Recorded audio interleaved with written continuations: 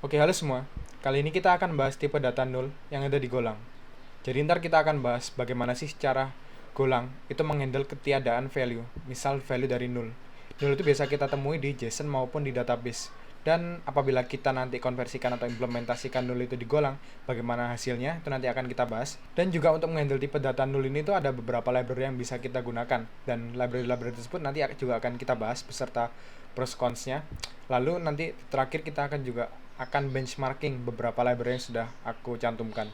Oke, pertama kita akan bahas mengenai tipe data null dan implementasinya di Golang. Jadi di sini aku sudah punya beberapa struct. Di sini ada user dan task. User itu memiliki banyak task yang ini akan aku representasikan sebagai array of task seperti ini. Dan juga beberapa atribut lain seperti ID, username, address, dan age. Lalu di sini akan aku komen terlebih dahulu. Nah, biasanya definisi null itu adalah ketiadaan suatu value. Kalau kalian sempat temui di beberapa bahasa pemrograman lain, itu kita biasa mendefinisikan ketiadaan suatu value itu dengan sebutan null. Seperti ini. Tapi di Go itu sedikit berbeda. Sebutan null yang ada di Go itu adalah nil. Dan nil itu hanya bisa dicapai oleh tipe data pointer. Misal di sini aku buat variabel bernama A. Dia bertipe data integer. Apabila aku assign berupa nil, dia nggak akan bisa.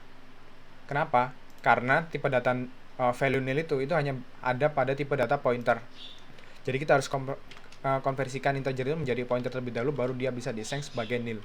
Dan biasanya ketiadaan suatu value ini itu kita temui kalau kita berurusan dengan JSON atau database. Biasanya kan di backend kita bakal berurusan dengan null, itu banyak sekali ya. Bisa dari JSON, bisa dari database.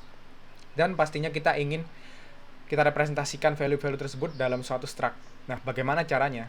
Cara yang paling umum, itu kita bisa memanfaatkan string. Misal nih, apabila kita ingin mendefinisikan address dan age itu merupakan sebuah variabel yang bisa null, baik itu dari JSON maupun dari database-nya, itu kita bisa buat dia sebagai pointer to data type-nya. Kalau di sini misalkan dia address berupa string, dan string itu dia bisa memiliki nilai null. Ya, kita buat aja dia sebagai pointer to string seperti ini. Begitu juga dengan age. Dan sebenarnya, pointer ini sudah memenuhi segala kebutuhan yang sepengalamanku aku butuhin. Misal dari JSON null ke dalam struct, ataupun dari struct nil itu ke JSON null maksudku. Tapi, di sini menurutku itu secara developer experience-nya itu agak sedikit kurang. Kenapa? Ini akan aku contohin di contoh ini, yang sudah aku komen. Misal nih, kita punya sebuah struct, kita ingin mendefinisikan sebuah struct user. Dan struct user ini dia punya dua variabel yang dapat nilainya berupa nil. Kita mulai dari yang tidak nil dulu. Misal di sini ID, apabila kita ingin assign value terhadap ID, itu kita tinggal assign biasa aja. Begitu juga dengan username. Kita bisa input username seperti biasa seperti ini. Tapi apabila itu variabelnya berupa pointer, kita nggak bisa define secara inline seperti ini. Tapi kita perlu variable reference terlebih dahulu. Misal kita ingin assign address dengan suatu nilai, kita perlu mendefinisikan variable address terlebih dahulu di atasnya, dan kita referenskan ke dalam value address tersebut sebagai pointer. Begitu juga dengan age, kita perlu mendefinisikan variable reference-nya terlebih dahulu, dan kita referenskan ke age. Dan masalahnya di mana? Menurutku pribadi yang sudah aku lalui, itu menggunakan cara seperti ini tuh agak sedikit painful dalam segi development, karena setiap kali kita ingin membuat suatu value di dalam struct tersebut, kita perlu definisikan variable reference-nya terlebih dahulu. Dan ini baru aja dua variabel. Bagaimana nanti kalau ada variabelnya yang lebih banyak, lebih berkembang lagi struct kita. Dan itu problemnya juga di highlight timku. Dan kita sempat reset beberapa library, dan library tersebut nanti akan aku bahas juga di sini. Tapi yang pengen aku highlight masalah dari penggunaan pointer adalah seperti itu. Namun spoiler aja, pointer sebenarnya sudah menyelesaikan semua masalah juga.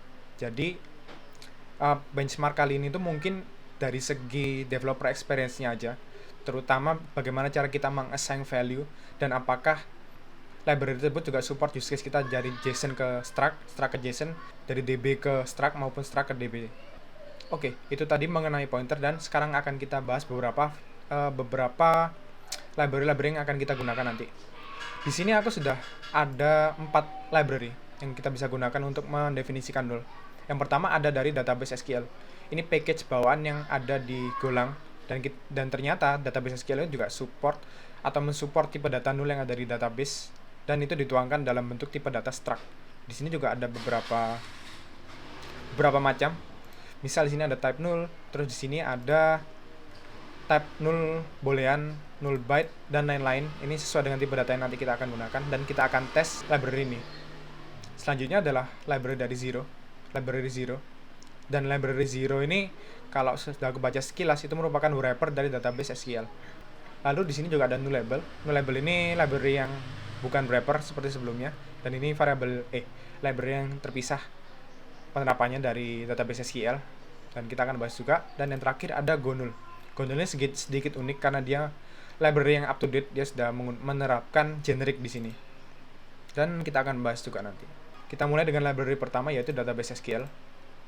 Di sini aku sudah definisikan satu file main baru untuk menguji database SQL ini. Dari pengujian yang sudah aku lakukan, skenario pengujiannya itu nanti seperti ini. Yang pertama ada check encode to JSON, ini mengkonversi struct ke JSON. Dan ini ada check decode JSON to object, jadi ini mengkonversikan atau mendecode JSON itu ke struct kita. Terus di sini ada check get from DB, jadi kita mengkonversikan value yang ada di DB ke struct kita. Lalu ada insert DB, ini memasukkan ke DB. Lalu ada di sini bonus saja karena beberapa kesempatan aku menggunakan PGX, jadi nanti aku akan juga cek apakah dia juga support dengan penggunaan PGX. Jadi belum tahu PGX itu seperti database SQL, tapi penerapannya khusus untuk PostgreSQL. Untuk percobaannya ini sederhana. Jadi aku akan memanggil semua fungsi skenario ini dengan struct yang sama seperti sebelumnya. Jadi ada struct user sama task. Lalu ini aku run semuanya, dan hasilnya bisa kita lihat seperti ini.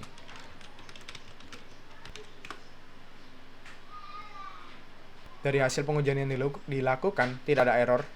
Hasilnya adalah sebagai berikut. Misal, waktu kita melakukan encode to JSON, jadi struct-nya ke JSON, itu dapat kita lihat kalau Edge ini, dia memasukkan semua struct dari SQL null integer ini ke dalam variable JSON-nya. Apabila kita lihat di dalam null integer ini tuh dia ada variable integer 32 dan valid. Ini tuh masuk semua ke JSON kita. Hal ini tidak aku ekspektasikan akan terjadi. Yang aku inginkan itu Edge itu bernilai value yang sebenarnya yang ada di integer 32 ini. Dan apabila dia bernilai null atau nil, itu kita bisa konversikan Edge ini ke dalam null. Jadi si database SQL ini nggak bisa mengencode struct ke JSON. Lalu task di sini bernilai null. Dia berhasil mengkonversikannya ke nilai null karena struct user yang kita definisikan di sini itu dia sama sekali nggak memiliki nilai task. Jadi task secara default itu sudah pointernya null, dan kalau kita konversikan ke JSON jelas dia bernilai null. Jadi ini nggak ada kaitannya sama database SQL. Dan yang perlu aku highlight juga, database SQL dia nggak support objek dalam objek. Objek dalam objek itu seperti apa? Jadi contohnya mungkin seperti task ini. Task ini penerapannya implementasinya sama seperti pointer. Jadi dia nggak bisa pakai library ini SQL, database SQL, tapi implementasinya spesifik pointer. Jadi memang dari database SQL nggak support hal itu. Lalu yang aku perlu highlight juga lagi, ini tuh waktu kita mendecode JSON ke objek, ke struct kita, ada sempat aku temui error. Misal katakanlah aku pakai struct atau value yang ini, coba aku run lagi, dan dia terdapat error waktu kita melakukan decode. Kenapa? Karena di sini Edge ini tuh aku definisikan dia sebagai 13. Dan 13 ini itu nggak bisa masuk ke dalam Edge kita yang bernilai SQL null integer 32. Jadi itu untuk kekurangan dari database SQL. Lalu untuk proses lainnya seperti get dan insert from DB ini juga sudah berhasil. Untuk membuktikannya, di sini aku pakai database Postgres dengan add minus sebagai GUI-nya. Ada beberapa baris data. Apabila aku run lagi, ini aku ganti ke yang sukses. Dan dia sudah ada 2 row baru, di mana 2 row ini dia diinsert dari fungsi insert to DB dan insert PGX to DB. Jadi dia dua-duanya support untuk database SQL dan PGX. Lalu apakah dia sukses untuk get from DB? Ya, dia sukses. Di sini bisa kita lihat di dalam get from DB result ini. Lalu kita lanjut ke variabel kedua, yaitu ada yang bernama zero. Untuk langkah pengujiannya sama untuk zero ini. Jadi dia ada variabel struct user, dengan age dan address bernilai nullable, tapi di sini implementasinya aku menggunakan variable zero, library zero maksudku. Dan apabila kita inspect dari library zero ini, dia hanya wrapper dari database SQL yang sudah kita gunakan sebelumnya. Tapi dia mendefinisikan beberapa metode untuk mendukung proses. Kalau aku lihat di sini ada dia unmarshal JSON dan beberapa marshal JSON. Dan ini mungkin dia support untuk melakukan konversi atau decode ke struct kita dari JSON. Dan kalau kita coba run, semua prosesnya sukses berjalan. Kalau kita cek di database, dia juga sukses menginputkan datanya. Lalu bagaimana proses encode decode JSON-nya? Bila kita lihat, dia support untuk melakukan decode JSON. Encode maksudku. Ini dibuktikan dari age dan address. Itu dia nggak bernilai struct kayak sebelumnya yang ada di database SQL. Hal ini terjadi karena null string kepunyaannya 0, 0, null, itu dia memiliki metode untuk marshal JSON dan unmarshal JSON. Jadi 0, null support terhadap decode encode ke JSON. Get from DB pun juga demikian, dia juga sukses melakukan get from DB dan insert. Lalu yang aku highlight juga itu terkait user experience dalam penggunaan library ini. Kalau masalah dari pointer itu kan kita perlu mendefinisikan ulang suatu variable dan kita referenskan struct nil kita ke dalam variable reference tersebut untuk menghandle atau mengassign nilai null. Lalu kalau di 0, null ini bagaimana? 0, null ini cara inisiasinya itu kita bisa inline seperti ini. Kita nggak perlu mendefinisikan atau mereferenskan suatu value. Kita bisa gunakan dua jenis assign. Misal di sini int from, kita juga mungkin di sini juga ada string from dan sebagainya. Kita juga bisa pakai metode lain seperti new string di sini dengan dua parameter. Tapi di sini dari yang aku lihat 0, null ini itu dia belum support yang namanya nested struct atau objek dalam objek. Misalkan aku punya suatu struct namanya task dan dia bernilai ID, ada ID-nya dengan name seperti ini task. Dan apabila aku buat dia task sebagai nullable, di sini my task, dan dia bernilai task, kita nggak bisa buat ini task ini itu menggunakan 0, null. Jadi 0, null belum support hal itu. 0, null cuma support native data type seperti string, integer, boolean, dan lain-lain. Jadi kekurangan dari 0, null itu memang masih belum bisa support nested struct seperti itu. Lalu kita lanjut ke library yang ketiga. Itu ada yang namanya nullable. Untuk langkah pengujiannya pun sama. Sini ada 6 skenario yang sama seperti sebelumnya dan kita juga punya struct yang sama seperti sebelumnya. Dan untuk address dan age ini bernilai nullable, tapi kita menggunakan nullable dari library nullable. Apabila kita inspect di dalam nullable ini, itu dia juga sama. Dia punya dua variable, ada di sini tapi namanya real value dan is valid. Dan dia juga support beberapa operasi. Ada GORM, juga ada GORM di sini, ada marshal JSON ini untuk support decode encode JSON dan variabel yang berkaitan dengan DB. Kita run aja pengujiannya. Oke, untuk pengujiannya semuanya sukses. Bila kita lihat di database-nya, nilainya juga bertambah 66. Kalau kita lihat hasil encode decode-nya, dia sukses melakukan encode struct ke JSON. Ini dapat kita lihat di address dan age-nya. Ini hanya bernilai value-nya aja. Kalau kita lihat dari sisi assignment-nya, itu seperti ini. Jadi address itu nilainya address, dan di sini kita masih perlu referenskan variabelnya. Dan ini belum support untuk inline assignment kayak yang ada di 0, null. Untuk nested struct-nya juga demikian. Dia masih belum support variable untuk nested struct atau objek dalam objek dengan implementasi nullable. Jadi kita masih pakai native pointer seperti ini. Dan untuk proses decode-nya, ini aku buat dengan menggunakan nilai ini dengan age-nya 13 dan address-nya 0. Apabila kita lihat age-nya ini age, dia bernilai 13 dan validnya true. Apabila kita cek di address-nya ini bernilai real value-nya kosong dan is valid-nya false. Jadi dia sukses melakukan decode JSON ke dalam struct. Lalu untuk get from DB line ini pun juga sudah sukses. Oke, itu untuk variable nullable. Jadi dia masih belum bisa support objek dalam objek dan juga inline assignment seperti 0, null. Dan kita lanjut ke library terakhir. Ini bernama GoNull. Jadi GoNull ini merupakan yang paling advance menurutku karena dia sudah support generic. Apabila kita lihat ke variabelnya, sini dia hanya punya 3 value. Ada value, valid, sama present, di mana value ini merupakan tipe data generic yang perlu kita inputkan nanti. Lalu apabila kita lihat di sini, task ini, dia juga sudah support implementasi nullable dari package-nya sendiri untuk tipe data yang custom. Misal seperti array of task ini, kita bisa inputkan aja ke dalam generiknya.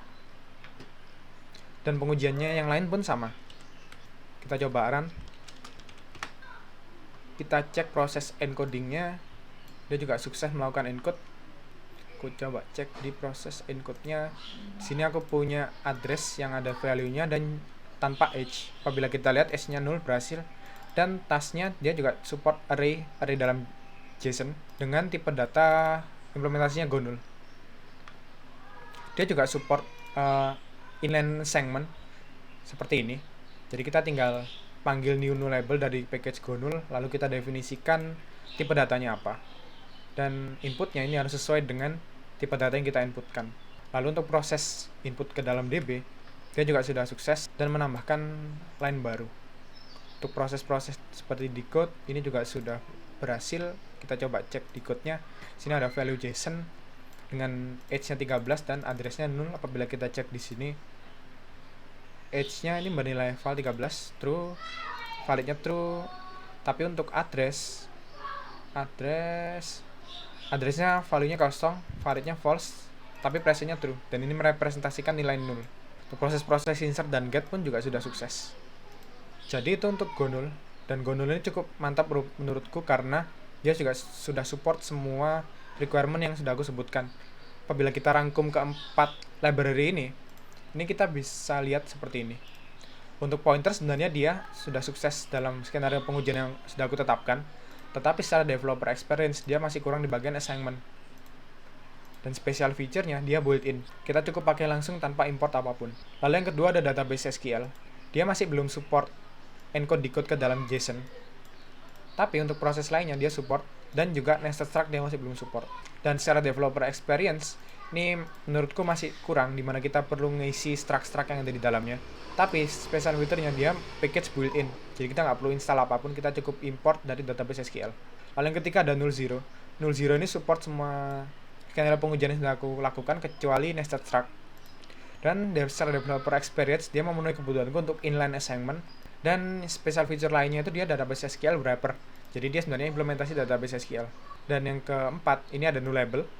Nullable sama seperti null zero, dia support semua requirement yang sudah aku sebutkan, tapi dia kurang di nested struct.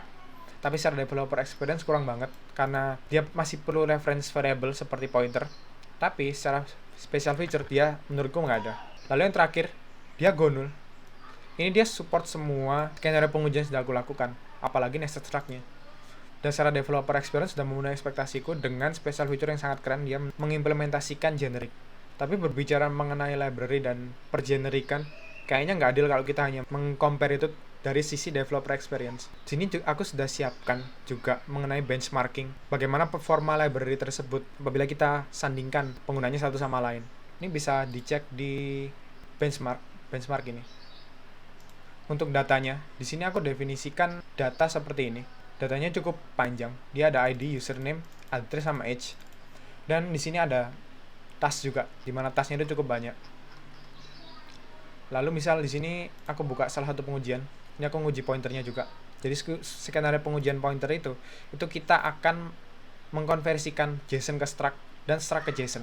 Untuk nilai struct ke JSON-nya ini juga cukup panjang. Jadi aku definisikan suatu variable array yang cukup panjang. Ini implementasi struct user dengan penggunaan pointer. Dan kita akan cek proses encode decode-nya itu secepat apa sih kalau bila kita bandingkan dengan library lain. Sini yang aku compare adalah library nullable dan juga ada library Go null yang dia support generic. Di sini benchmarknya aku pakai native penggunaan library testing, pakai testing.b. Ini untuk kita melakukan benchmarking. Kalau kita mau run benchmarknya, itu kita tinggal panggil cmd, lalu kita pindah ke folder benchmark dan kita run menggunakan go test bench titik. Setelah di run, hasilnya itu seperti ini. Di sini sudah ada 6 skenario pengujian. Yang 3 teratas ini merupakan pengujian dari struct ke JSON. Kalau yang 3 terbawah itu dari JSON ke struct. Dan ini sudah aku urutkan. Yang pertama ada dari pointer, yang kedua nullable, yang ketiga Go null. Begitu juga dengan yang 3 terbawah, pointer, nullable sama Go null. Kalau kita lihat dari pengujian struct ke JSON, nilai 400.000 ini merepresentasikan berapa banyak fungsi pointer to struct JSON ini dapat dipanggil dalam kurun waktu tertentu.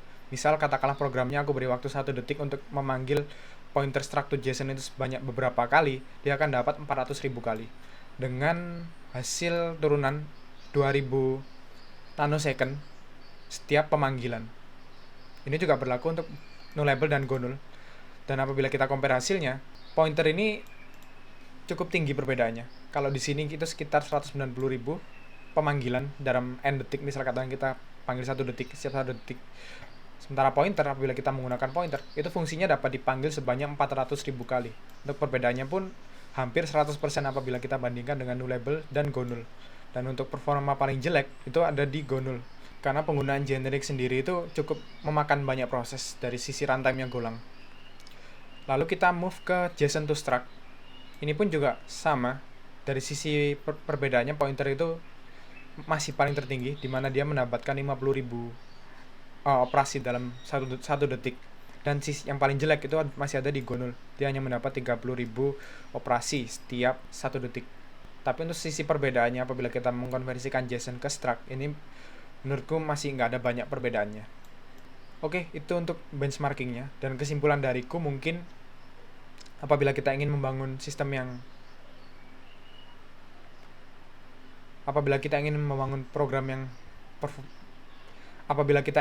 program yang performanya sangat dituntut tinggi, itu saranku kita bisa pakai yang namanya pointer.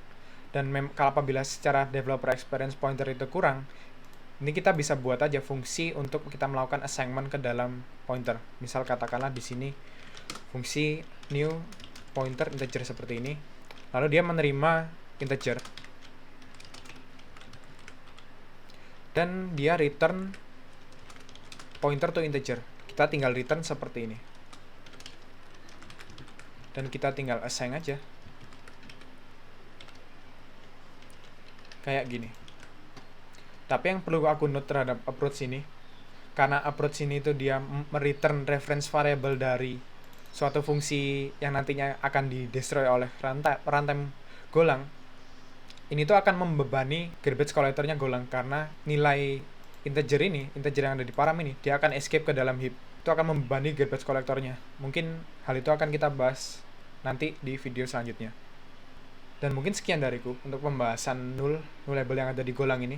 Semoga pembahasan ini membantu teman-teman yang sekiranya masih bingung terhadap tipe data null seperti apa, terus cara kita menggunakan null di Golang seperti apa. Dan apabila kalian ada saran ingin membahas apa lagi, silakan cantumkan di kolom komentar. Dan apabila kalian suka dengan video ini, silakan like dan subscribe. Oke, sekian dariku dan see you.